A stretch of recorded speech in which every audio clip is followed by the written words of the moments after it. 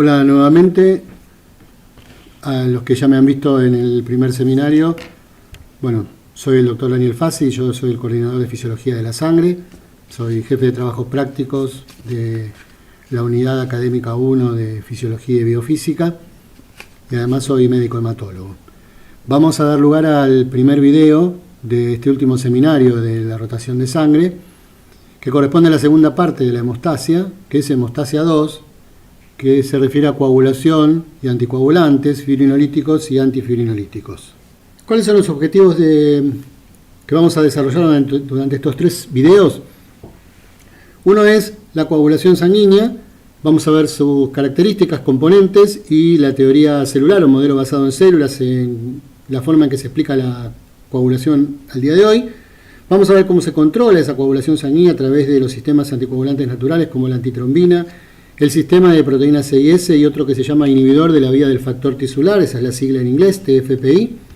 Vamos a hablar de fibrinolisis, sus características, los componentes que actúan, la activación del plasminógeno como simógeno central de la fibrinolisis fisiológica y los antifibrinolíticos o los mecanismos de control, ya sea a nivel local o sistémico, y dentro de ellos inhibidores directos e indirectos. Algunos paradigmas de la hemostasia han cambiado con el mayor conocimiento durante los años y vamos a repasar algunos de ellos. Uno de los paradigmas era que el evento final de la coagulación y por ende de la hemostasia era la formación de fibrina. Eso no es estrictamente así. Puede haber formación de un tapón plaquetario, como vieron la semana pasada, sin haber una red de fibrina ostensible o importante, y puede haber una formación de un tapón de fibrina que puede tener glóbulos rojos o blancos retenidos en esa malla sin presencia de plaquetas o que las plaquetas se activen después. Con lo cual, no necesariamente la formación de fibrina es el evento final. Sí es el evento final de la cascada de coagulación, pero no el evento final de la hemostasia. Vamos a revalorizar la vía intrínseca que uno veía en la cascada clásica, que activaba el 12 activaba el 11 al 9 y el 9 al 10 y así seguía. Se la había dejado de lado por un cierto tiempo debido a que se sabía que el factor 12 no provoca, la deficiencia del factor 12 no provocaba sangrado y por ende poco tendría que ver con la coagulación si se podía activar por otra manera, como veremos después. Sin embargo, la vía intrínseca juega una gran relevancia cuando se activa la coagulación ante estímulos, por ejemplo, inflamatorios mediados por citoquinas o por el estímulo leucocitario o por la presencia de superficies artificiales endovasculares como puede ser la presencia de prótesis o catéteres. Veremos después cuando hablemos del sistema contacto. También vamos a ver después que el factor tisular es el gatillo o inicio de la coagulación, pero hay que tener en cuenta lo siguiente. El factor tisular propiamente dicho es una lipoproteína que está presente muy lejos de la luz vascular, está cerca de la adventicia y por ende es poco disponible. Por otro lado, además hay poca cantidad de factor tisular presente en el organismo.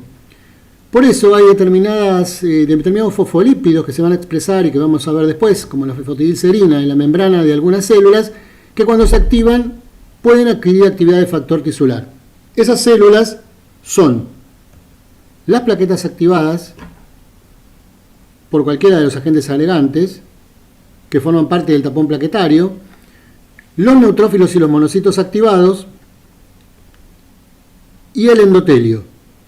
Ellos son fuente mucho más importante de factor tisular para la coagulación. Y el otro paradigma era que la disfunción endotelial formaba trombina. Uno decía clásicamente que el daño endotelial, sea por denudación o por disfunción, activaba las plaquetas y las plaquetas se unían y posteriormente aparecía la formación de fibrina por activación de la coagulación. Hoy en día se sabe que la disfunción endotelial, cuando no hay denudación, o sea, cuando no hay daño endotelial, no hay exposición de colágeno subendotelial, no se activan las plaquetas, sino que primero se activa la coagulación, se forma la trombina y es esa trombina la que activa y recluta plaquetas para formar un tapón plaquetario posterior. Vamos a referirnos entonces ahora a la coagulación sanguínea. La coagulación sanguínea implica una proteólisis secuencial. ¿Qué significa eso? Una cadena o cascada de reacciones proteolíticas en secuencia, más o menos predeterminada, en donde el activador se une al activado para activarlo, o al revés, hay una unión de la proteína que va a ser activada por su activador, y a su vez esa proteína activada puede activar a otro, por eso es secuencial. Las proteínas intervinientes en la coagulación sanguínea se les denomina factores de coagulación, que tienen una forma inactiva, unicatenaria, no clivada, y una forma activa clivada proteolíticamente en un sitio puntual y específico de 2 cadenas.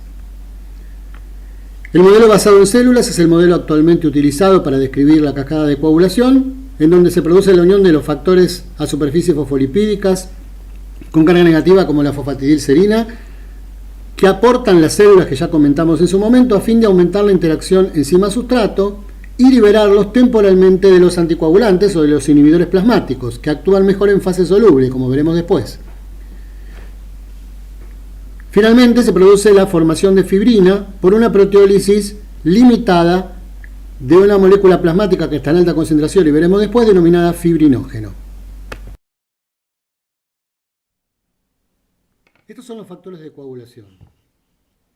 Los factores de coagulación son sintetizados en su mayoría por el hígado, a excepción del factor 8, que tiene una síntesis endotelial, y una de las cadenas del factor 13, que es sintetizada por los megacariocitos, con lo cual el hígado es un factor importante y relevante en la producción de los factores de coagulación, y por ende alguna falla hepática puede redundar en alguna deficiencia de los mismos. Existen enzimas y existen cofactores, y finalmente el sustrato último, que es el fibrinógeno. Las enzimas tienen todas una forma inactiva, que es la forma en que se secretan al plasma y por la que circulan hasta que son usadas, y finalmente la forma activada, clivada, de doble cadena. A los factores de coagulación se los designan con un número romano, al que se le añade una A minúscula cuando están activadas. Algunos tienen nombre, como el caso particular del factor 2, cuya forma enzimática inactiva se llama protrombina, y a la forma activa se la llama trombina. Existen un grupo de enzimas que comparten unas características particulares, y es que son proteasas, pero además se las llama serinoproteasas porque son enzimas que tienen en su sitio activo, cercano a su sitio activo, muchos residuos del aminoácido serina, propiedad estructural que comparten. Esas son el factor 2 o protrombina, factor 7, factor 9, factor 10, factor 11 y factor 12. Existe una enzima más, pero que no es una proteasa, sino que establece uniones covalentes entre las fibras de fibrina, que es el factor 13, que veremos por qué es una transglutaminasa. Se lo llama también estabilizador de la fibrina. Existen 2 cofactores, el factor 5, que es el cofactor del factor 10, y el factor 8, que es el cofactor enzimático del factor 9. Finalmente, el sustrato es el fibrinógeno, que no es una enzima ni una proenzima, que va a ser transformado en fibrina por acción de la trombina. En esta columna vemos lo que se denomina nivel hemostático. Nivel hemostático se aplica individualmente para cada factor y no en las deficiencias múltiples, y se refiere al nivel mínimo de actividad plasmática que debe tener un factor de la coagulación para que no aparezcan consecuencias en los individuos. Esto es, que no haya hemorragias. Los niveles suelen oscilar entre un 20 y un 40% para la mayoría de ellos, con la excepción del factor 13, del cual se requiere apenas un 5% de actividad para poder ejercer sus funciones fisiológicas habituales. Para el caso particular del fibrinógeno, que no es una enzima, se establece como nivel hemostático mínimo 100 miligramos por ciento, para un nivel normal de 200 a 400 miligramos por ciento o por decilitro. Este grupo de serinoproteasas que vemos en verde están coloreadas de este modo porque son serinoproteasas que tienen una particularidad, y es el hecho de que estas serinoproteasas son dependientes de la vitamina K. Como la vitamina K, incorporada en la mayor parte de las dietas occidentales, se incorpora en los vegetales verdes, como veremos después, se la puso en verde como una forma de recordar cuáles son los factores. Son el 2, el 7, el 9 y el 10, y además hay dos anticoagulantes naturales. Uno es la proteína C, que también es una serinoproteasa K-dependiente, y su par o su cofactor, que es la proteína S. Hay muchos factores K-dependientes o muchas proteínas K-dependientes que no participan en el sistema de la coagulación y que no viene al caso discutir ahora.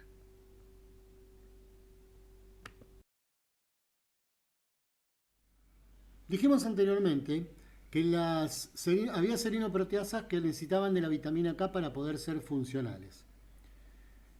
La vitamina K tiene dos formas que pueden ser obtenidas a partir de los alimentos. Una es la vitamina K1 o filoquinona y la otra es la vitamina K2 o menaquinona.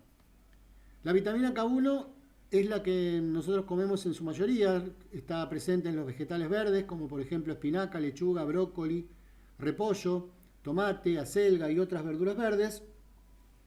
Mientras que la vitamina K2 o menaquinona la obtenemos de productos fermentados, como por ejemplo es el caso del yogurt o algunos productos como las levaduras que tienen o aportan vitamina K2 también.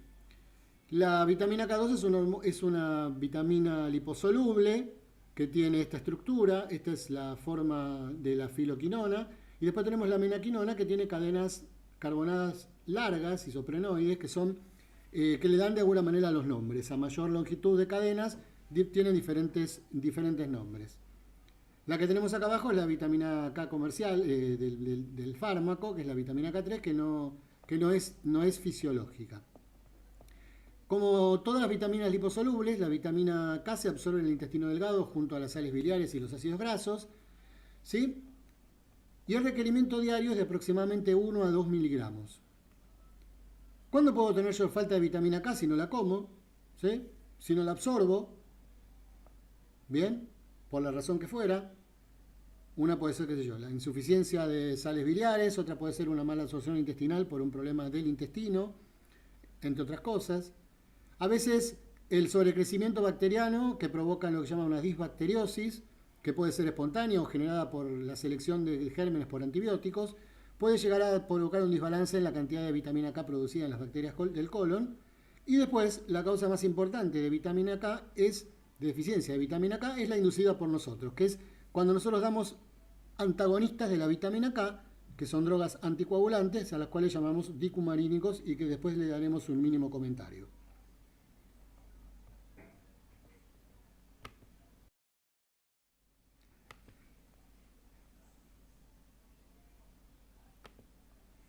Esto es simplemente un cuadrito que muestra la cantidad de vitamina K por cada 100 gramos de porción comestible. Y vemos que hay algunos alimentos que tienen una gran cantidad de vitamina K, por arriba de 150 microgramos por cada 100 gramos de alimento.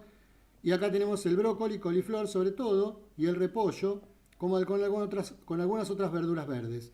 Mientras que las verduras amarillas, patatas o zanahorias, o en este caso no las patatas, sino uno le dice papas, y zanahorias, tienen niveles moderados a bajos de vitamina K. Por eso generalmente uno recomienda, cuando los pacientes toman antagonistas de vitamina K, les recomienda ingerir poca cantidad de estos alimentos a los fines de no interferir con el efecto del anticoagulante.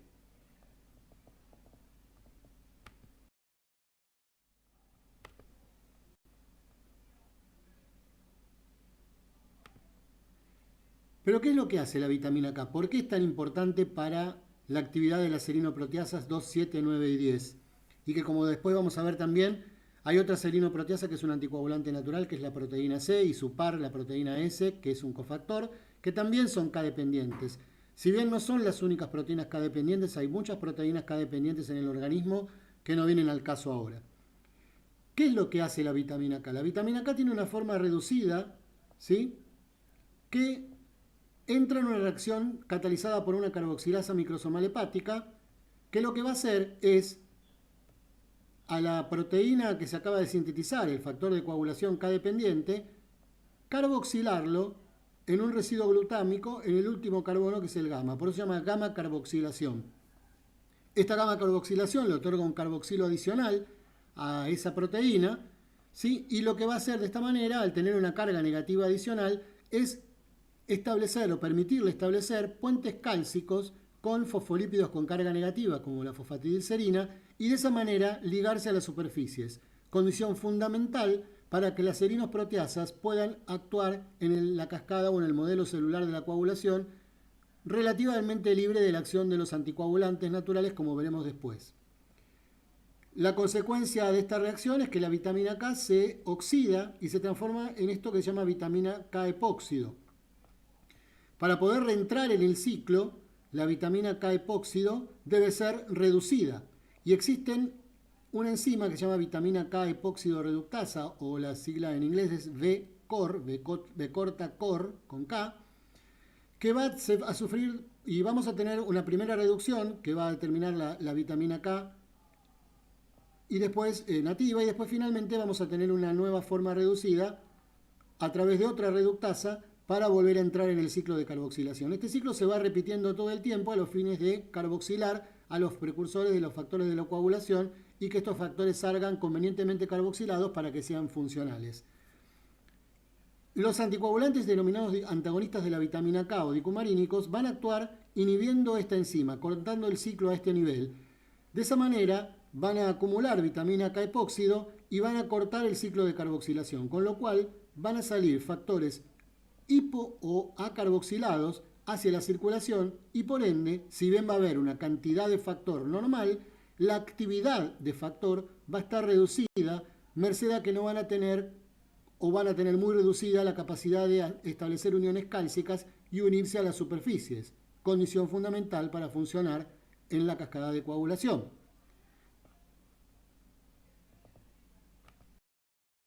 Lo que vemos en este dibujo es lo que se llamaba la vía clásica o modelo de coagulación de cascada, en donde nosotros reconocíamos dos vías separadas, que era la vía intrínseca y la vía extrínseca, que convergían en una vía final común, que finalmente iban a llevar a la formación de trombina y finalmente de fibrina desde el fibrinógeno.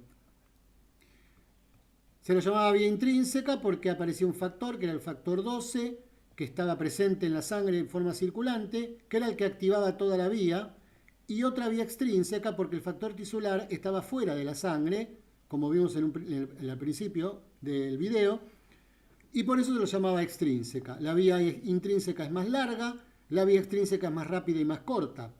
En la vía final común existían factores comunes a ambas, que eran el 5, el 10, el 5, el 2 y el 10, hasta que finalmente terminaba en el fibrinógeno. Esta reglita me pareció interesante, el tema para poder acordarse cómo están enlazados los factores, es esta regla del 10, en donde yo lo primero que hago es dibujar en el centro el factor 10, que es lo que vincula a las tres vías, a la extrínseca, a la intrínseca y a la vía final común. ¿Va? En un segundo paso escribimos en la vía intrínseca los números de 12 al 8 de manera decreciente, pero sin incluir al 10. Y entonces tenemos 12, 11, 9, 8. Termina en el 10. Y en la vía extrínseca, si sumamos 3, que sería el factor tisular, más el factor 7, obtenemos 10. Entonces tenemos 3, 7, 10. Finalmente, en la vía final común, podemos hacer que 5 por 2 por 1 es igual a 10, y acá incluimos al resto de los factores. Es una regla mnemotécnica que me pareció interesante para poder recordar cómo están incluidos, cómo están de alguna manera relacionados los diferentes factores de la coagulación en la cascada. La primera etapa de la coagulación sanguínea, según el modelo basado en células, se llama fase de inicio o de iniciación. Vemos las células endoteliales, la exposición del factor tisular por la lesión endotelial y el factor 7 cercano al sitio de lesión. Recordamos entonces que la cantidad de factor tisular aportado por el factor tisular que se expone ante la lesión, que está cercano a la adventicia, es muy poca, con lo cual otros orígenes, otras fuentes de factor tisular son más relevantes in vivo, como pasa con los monocitos y plaquetas activadas e incluso las mismas células endoteliales activadas exponiendo fosfatidilcerina, que actúa como si fuera un factor tisular. De cualquier forma, este factor 7 va a unirse al factor tisular a través de puentes cálcicos que se dan entre las cargas negativas del factor tisular y la carga negativa extra que aporta el ácido glutámico carboxilado por acción de la vitamina K. El factor 7 que se liga al factor tisular se activa y forma un complejo que está formado por el factor 7 activado, calcio y factor tisular, que se llama TEN por 10, asa por enzima extrínseca, tomando la vieja denominación de la cascada clásica. La tenasa extrínseca va a actuar sobre dos serinproteasas, que son el 10, como decía la cascada clásica, pero acá se agrega el 9. Estas son otras dos serinproteasas que, como el 7, se van a ligar a superficies cargadas negativamente a través de puentes cálcicos. La acción del factor 7 sobre el factor 10 y el 9 va a inducir la activación de ambos, formando factor 10 activo y factor 9 activo. El 9 activo es justamente el factor que activaba el 10 de la vía intrínseca, con lo cual este factor 9 ya comienza a ejercer su efecto sobre el factor 10 para formar cantidades adicionales de 10. Aparece en juego la protrombina, que es el sustrato del factor 10, quien va a empezar a clivar a esta protrombina para formar trombina. Ahora, la actividad de este 10 activo se ve muy potenciada en presencia de su cofactor, que es el factor 5, pero que no podría activarse si no tenemos trombina antes. Eso pudo develarse de alguna manera cuando se vio que pequeñas cantidades de este factor 10 pueden activar al 5, transformarlo en psicoactivado e incorporarlo para poder activar mejor a esta protrombina para formar trombina. Este complejo formado en muy pequeñas cantidades inicialmente se llama complejo protrombinasa porque es capaz de activar a la protrombina. Y está formado por el 10 activo con su coenzima, que es el 5, y el puente cálcico y fosfolípidos al cual está unido la serinproteasa. Después de que se formaron pequeñas cantidades de 10A o de pequeñas cantidades de protrombinasa, pequeñas cantidades de 9 activado y de trombina, pasamos a la fase de amplificación.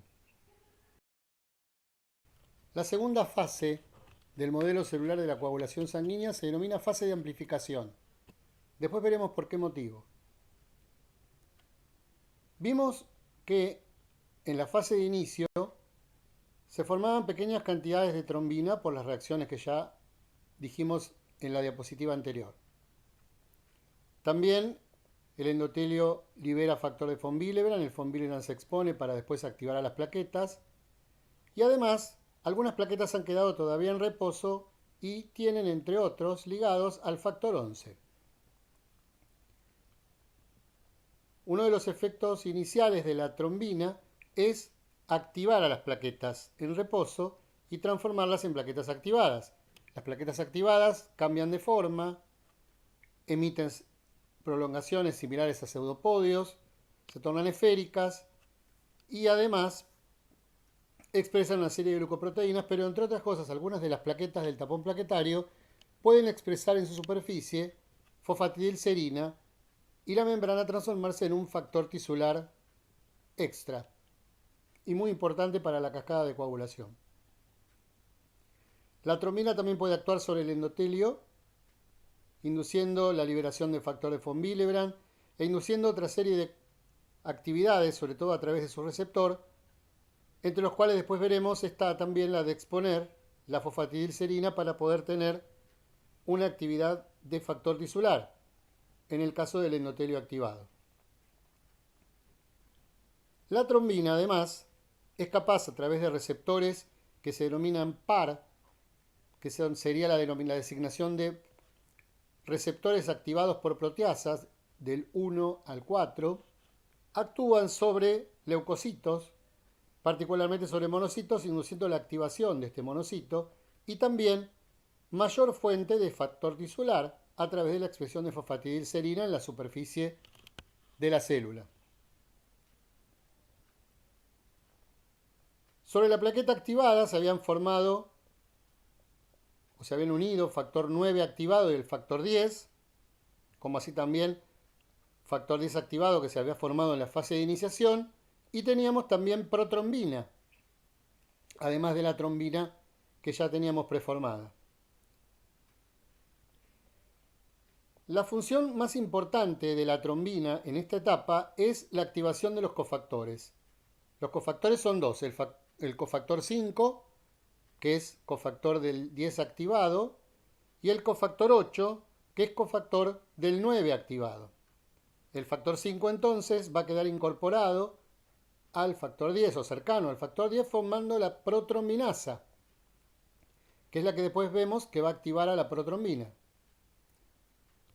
El factor 8 se encuentra, cuando no se ha activado la coagulación, unido al factor de von Willebrand.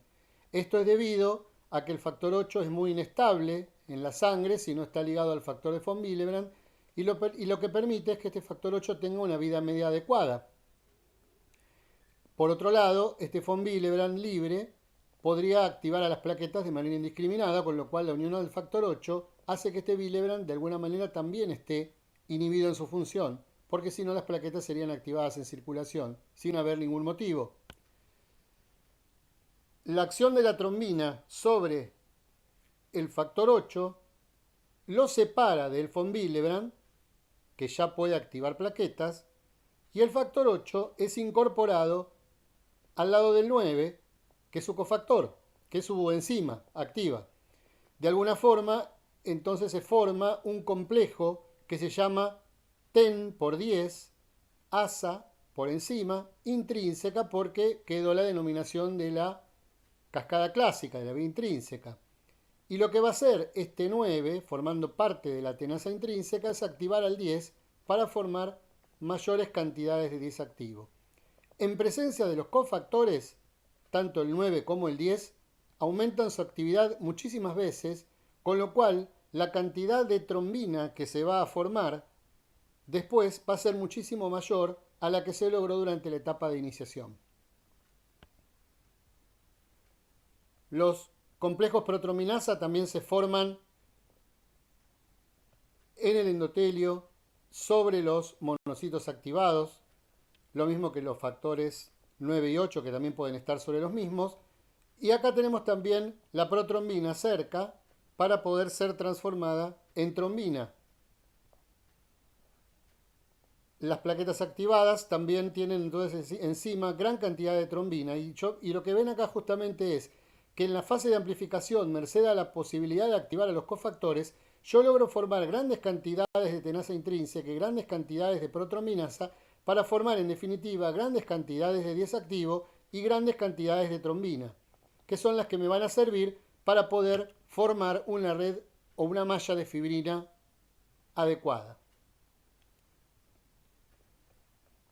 Un factor adicional que se agrega es que la trombina puede activar al 11 sobre una plaqueta activada y transformárselo en 11 activo, con lo cual el 11 activo después va a formar mayores cantidades de 9. Es como una especie de factor 9 adicional que in vivo en general tiene una relevancia menor, pero que cuando se necesita mayor cantidad de factor 9, porque se necesita mayor cantidad de coagulación, por la razón que fuera, una cirugía, algún procedimiento que requiera que la coagulación esté activa en un porcentaje elevado, quizá esta cantidad pequeña de 9 que aporta el factor 11 sea relevante.